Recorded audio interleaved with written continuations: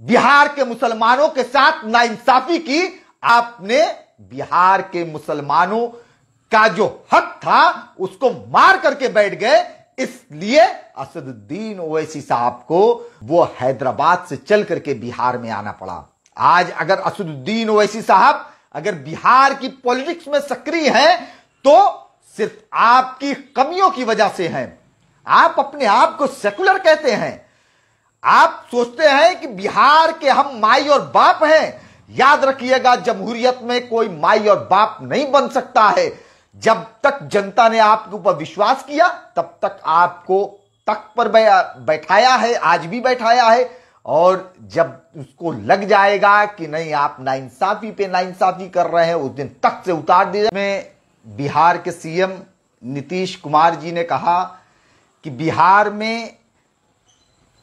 बिहार के मुसलमानों से अपील करते हुए उन्होंने कहा कि बिहार के मुसलमान असदुद्दीन ओवैसी साहब से सावधान रहें, होशियार रहें, क्योंकि जो AIMIM पार्टी है वो बीजेपी की बी टीम है। और उन्होंने कहा कि आगामी इलेक्शन में MIM बिहार से अपने उम्मीदवार को उतार करके वोट को काटेगी।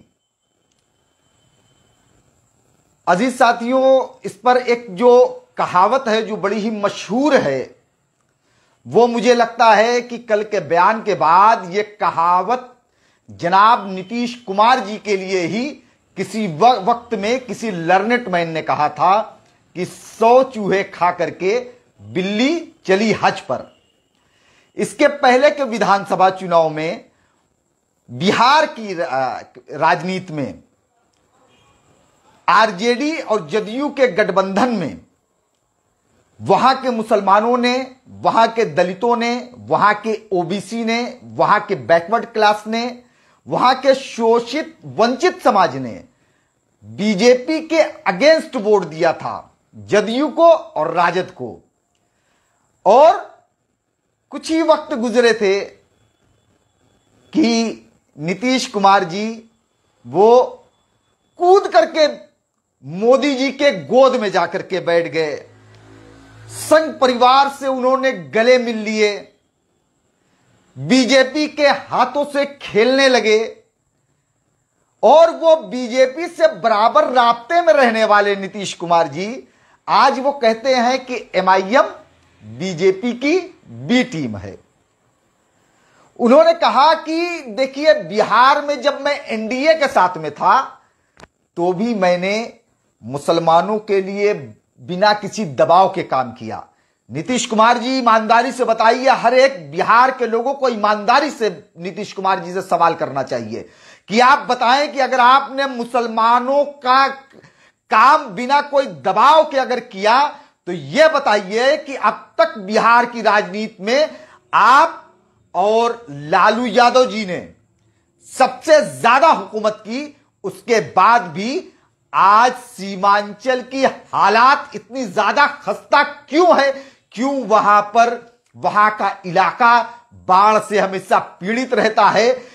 किस लिए, किस नाम के आप हुक्मरान बने कि बिहार के लोग जब दूसरे स्टेट में जाते हैं तो वहां उनके साथ बदतमीजी होती है? इसका जिम्मेदार अगर कोई है तो वो सिर्फ राजद और जदयू है।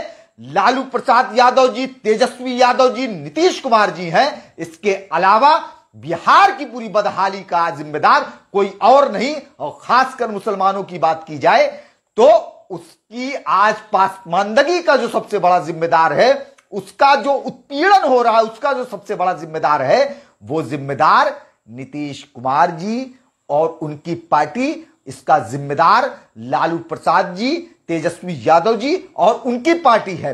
आपने क्यों स्पेस दिया असदुद्दीन ओवैसी साहब को कि वो हैदराबाद से चल करके बिहार में आकर के सीमांचल के मुसलमानों की हक की आवाज उठाए? आपने क्यों स्पेस दिया? क्यों? क्योंकि आपने बिहार के मुसलमानों के साथ नाइंसाफी की। आपने बिहार के मुसलमानों के साथ जाति की, आपने बिहार के मुसलमानों का जो हक था उसको मार करके बैठ गए। इसलिए असदुद्दीन ओवैसी साहब को उन मजलूम मुसलमानों को के लिए, उन बेबस मुसलमानों के लिए वो हैदराबाद से चल करके बिहार में आना पड़ा। आज अगर असदुद्दीन ओवैसी साहब अगर बिहार की पॉलिटिक्स में सक्रिय हैं तो सिर्फ आपकी कमियों की वजह से हैं। आप अपने आप को सेकुलर कहते हैं, आप सोचते हैं कि बिहार के हम माई और बाप हैं। याद रखिएगा, जमहूरियत में कोई माई और बाप नहीं बन सकता है। जब तक जनता ने आपके ऊपर विश्वास किया तब तक आपको तख्त पर बैठाया है, आज भी बैठाया है। और जब उसको लग जाएगा कि नहीं आप नाइंसाफी पे नाइंसाफी कर रहे हैं, उस दिन तख्त से उतार दिया।